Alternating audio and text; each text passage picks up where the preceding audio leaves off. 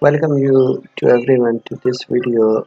Today we continue our from the previous video and we start discussing this random vectors where we have multiple random variables. So last time we discussed multivariant joint PDF where in previously we discussed pair of random variables. Here we have n random variables and joint CDF is written that x is less than x1 up to xn. So this is joint CDF for n random variables. After the definition, we have similar definition for joint PMF of the discrete random variables, where we have x1 up to xn are n random variables. In that case, the only difference here is we have x1 is equal to small x1 and so on. So we can extend the same definition from here to the multiple random variables. Now the third definition is actually the joint PDF. As in case of pair of random variables, we take the partial derivative with respect to pair. Now here we have n random variables, so we need to take the nth partial derivative from x1 up to xn. So the of the CDF of the joint CDF we get the PDF, joint PDF. So similarly, this is a theorem that is again extension from the previous one, that if you have a PMF is always non-negative, and when we add up for all the random variables it gives you the one. So in case of continuous random variables with joint PDF, so PDF also a non-negative variable and CDF is actually integration from an nth integration of the um, PDF with from minus infinity to x1 up to minus infinity to xn. Okay. So similarly, when you take the integral with respect to minus infinity to infinity of the joint PDF, it gives you one. So again, if you look at carefully, these are all the extension from the pair of random variables. Now the next theorem is 5.3 and it says that in case of discrete, if you have an event A and it is based on some n discrete random variable, so you need to sum up the joint PMF for those discrete random variables that give you the probability of that event A. Similarly, in case of continuous, you need the integration on the area where event A is defined for random variables from x1 up to xn. Now these are again same definitions.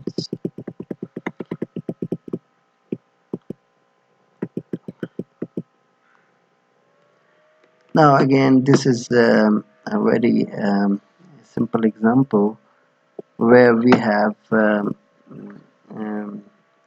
discrete random variable and its PMF is given to us. Now for a set of 4 independent information requests, so what is the joint PMF of the random variable x, y, z, the number of 1 page, 2 page, 3 page faxes respectively. Okay. Then we have to find what is the probability of event of A, and A is actually total length of 4 faxes and 8 pages. And similarly for B we have to do this.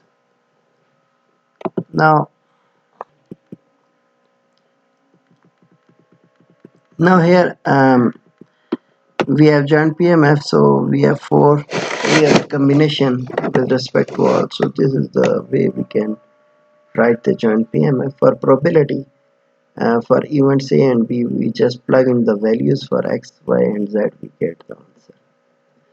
Okay, now we move to next one. This quiz I left you to do yourself. So if we have a vectors of random variables, we can represent this by a bold X, okay, that represent n random variables.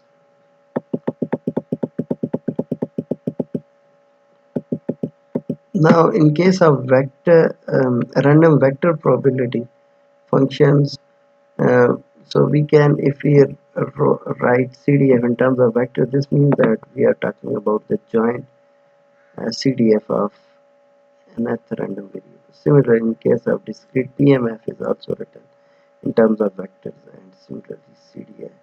So PDF is also written in terms of x, but this is actually equal to the joint PDF of n random variables. Now probability of pair of random vectors, so we can have two random vectors. We can apply the same formula and look here in terms of vector, because x x represent a vector which has n random variables. Similarly, y has a vector which represent y random variables. So this is actually, if I wrote in terms of pair of vectors, this actually means CDF for nth random variables with respect to x, similarly with mth random variables y. So this is joint PDF. Similarly, so the main idea is that we can represent a different random variable in terms of vectors.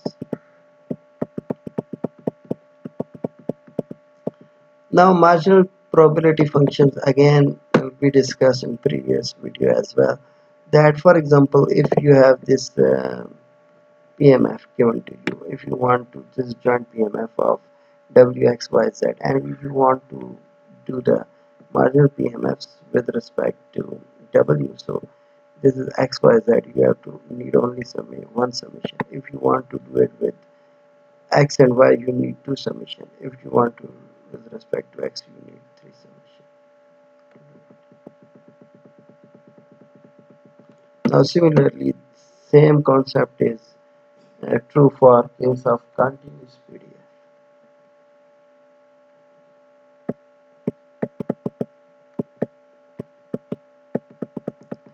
Now independence of a random variables and random vectors. So if you remember, we discussed the independence that two random variables are independent if and only if the joint PMF is equal to product of their marginal PMF, and similarly in case of continuous we have the PDF. Joint PDF is product of their marginal PDF. So same thing is extended in terms of n independent random variables. So for example, this joint PMF of n random variables, this is equal to the product of marginal PMFs. So similarly in case of PDF, we have the same thing, that this is product of n marginal PDFs.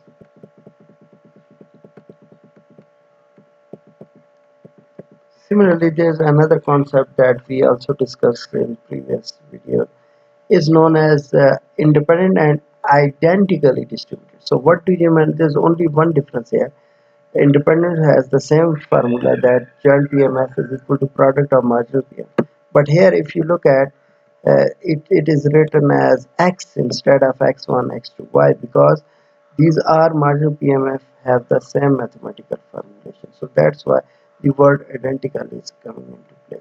Similarly, in case of PDF, we have the same x is represented. So this is known as independent and identical distributed. So similarly, this concept can be extended to independent vectors where we have x, y, and we can have the joint vector PMF is equal to product of their marginal PMF. Similarly, in case of continuous joint PDF, a vector of x and y is equal to product of their marginal PDFs. Now we can extend this into a function of random variables where we define a function w which is equal to g of x, and we can extend this formulation.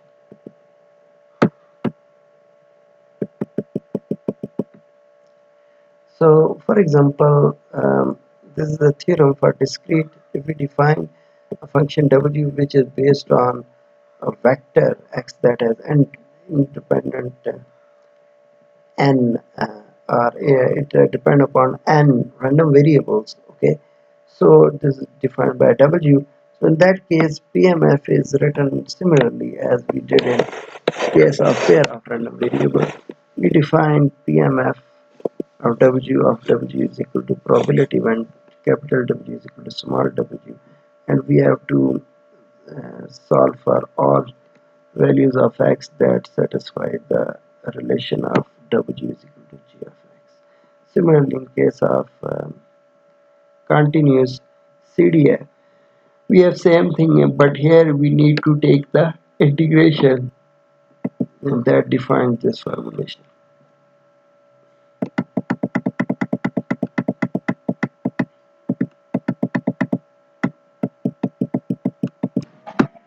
Now we come to the next part where we need to discuss the analysis one.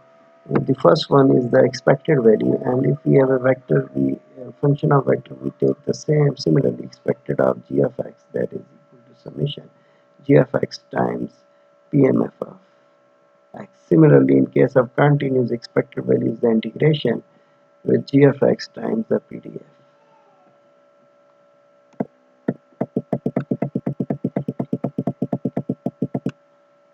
There's a theorem, and theorem says that if we have given a continuous random variable, say x, define the derived random variable y, that is y is defined in terms of x, then in that case, if we want to write the CDF and PDF of y, then in case of CDF, this is equal to y minus b divided by a up to n based on x. Why? Because we have to find x from this relation.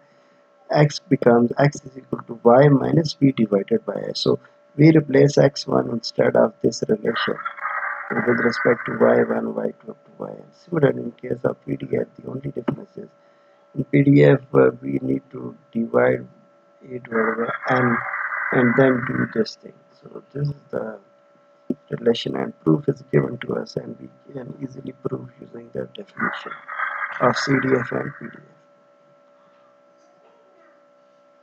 So I will stop here and we will continue further from this next video lecture. Thank you.